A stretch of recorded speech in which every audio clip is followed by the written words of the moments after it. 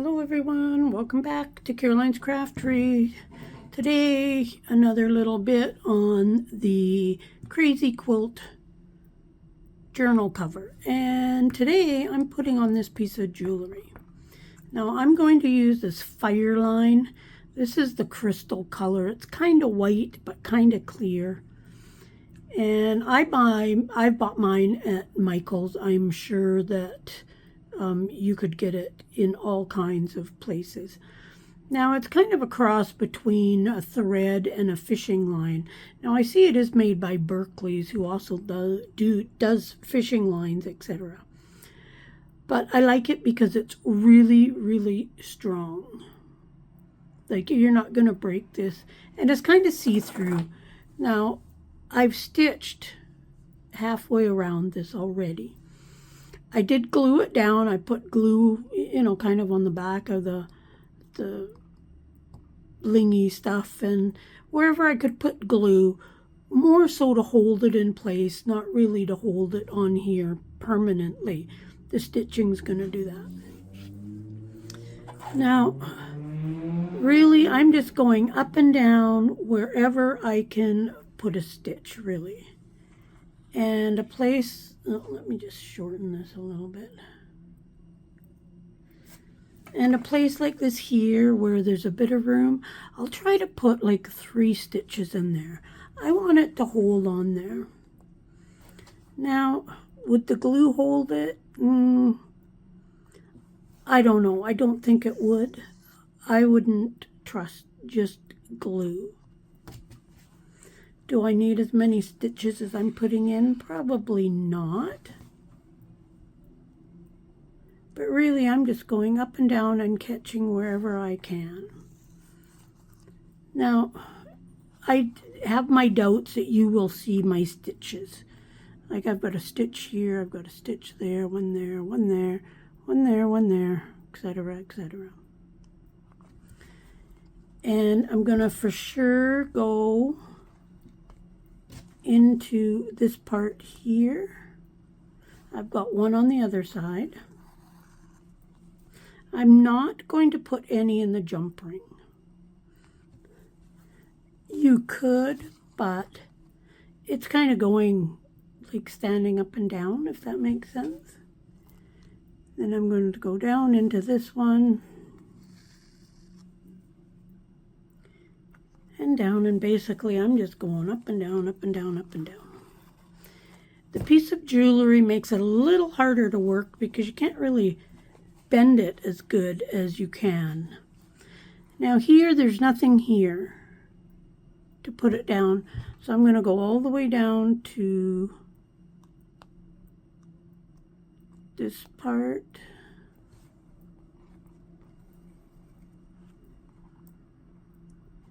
And I'm probably going to put 2 stitches in there just because kind of on there, there's only that one spot. So let's just give it a little extra security. I hope I've been in frame, and noticed I was almost out of frame. When I stitch, I like to hold my work close, but when I'm filming it, I have to hold it a little further away to keep it in the camera.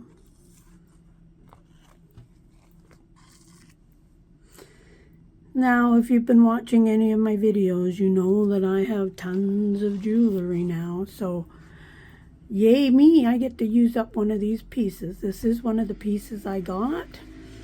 I think this piece was from a necklace. Quite a few of the necklaces were broken and stuff, so very few I actually kept as a necklace. Okay, now I gotta, there we go. And then again, I'm gonna go into that eye of this thing holding together. I actually thought about breaking these apart and then spacing them. And I thought, no, let's leave them right together.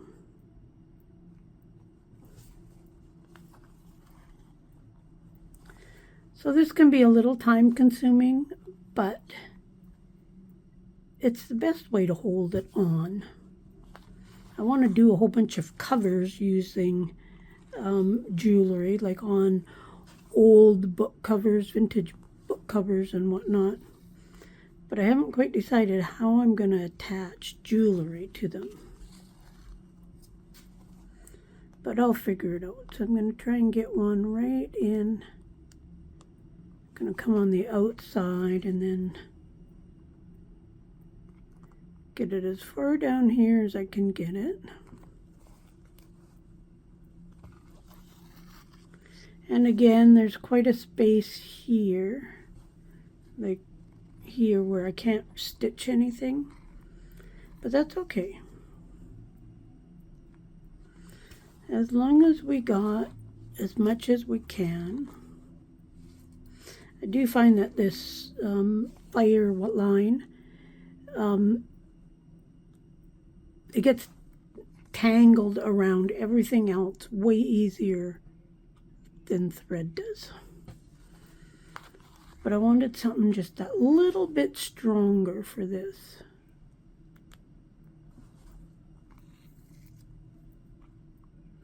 So we're almost back to the start.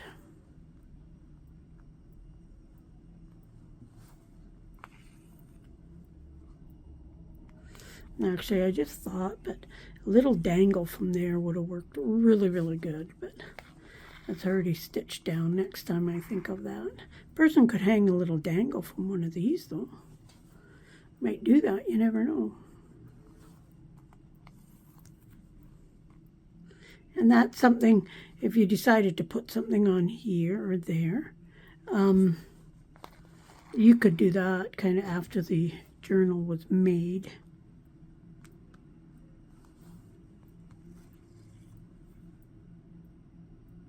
But this is getting close to being done. Now, it really doesn't take me that long to do one. I really don't know how many hours I've spent on this. As you can see in the videos, the videos are only 5-10 minutes long, but I already had half of that done. So far this video is 7.5 minutes. So, maybe 20 minutes to do the whole thing. Maybe. Even if you say a half an hour. Okay, now I'm going to finish this off on the back by doing the same way I knotted, except I'm going to do a couple more. Just because if you've ever worked with fishing line, you know it doesn't stay knotted as good unless you're doing like special knots with it and stuff.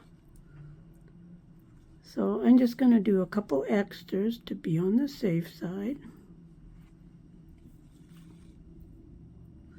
Just like this, and then I'm going to do my little weave in and out thing. It gives your knot, I guess, a little tail, and so then the knot doesn't come apart as easy. Like if you've cut really close to your knot, sometimes that one knot can come undone and stuff. Now, the one thing I do find with this, even though these are my Tim Holtz scissors, and they're supposed to be sharp and cut through anything, sometimes I actually have trouble cutting this stuff. Because I think what it does is it bends rather than cuts, if that makes sense. Don't know if that makes sense, but... So there we have that. Now that gives a little bit of weight to this as well, but it looks really nice. Like, I really like the colors that are in with that. Blends in kind of almost red, but not quite red, but it blends in so nice. So there is that. Now all these, when I make them, I think a lot of them are going to have like sari silk type closures, and I want to use like a hooped earring and put the sari silk or scarf type material or something through that. So then that'll be on the front as well, I think. Not 100% sure, maybe a brooch or something. I don't know. I've got so much of that stuff now that I need to use it up as much as I can. So there is that piece of jewelry added. Now all jewelry I add, I would do it the same way. If it's a piece that I could not sew down, I don't know what I would do. I would probably use it elsewhere or do like a wire wrapping type thing, but with thread. So I would cross the thread over pieces. Not really sure. I guess we'll discover what I will do when the time comes that I put something on. So I do want something here, here, here, and there, I think. What'll be next? Not really sure. I do want to put a chain on here, I think. So maybe I'll do a chain here, run it down here, and do it here. Not really sure if it would look too similar to that to put it through here. We'll see. We'll discover that when we go next. And if I do put a chain, I'll probably put like maybe a copper type chain or something like that on there. We'll see. Heaven knows I have enough chain. I have enough jewelry of everything. There's no way I will use it all up. But I am on my final stages of sorting it. Sort of sorting it. I've got all the charms together, all the chains together, all the beads together. You know, that type of stuff. And I've got most of it out of baggies, which the baggies were just ripping. It was just too much weight in those baggies. So I've got them in some plastic containers right now. So that should work. So I hope you enjoy this. Check out the playlist for this. Check out all the other playlists, all the other videos. Like, subscribe, share, etc. All that fun stuff. And come and say hi on Facebook. And we'll see you again soon. Bye for now.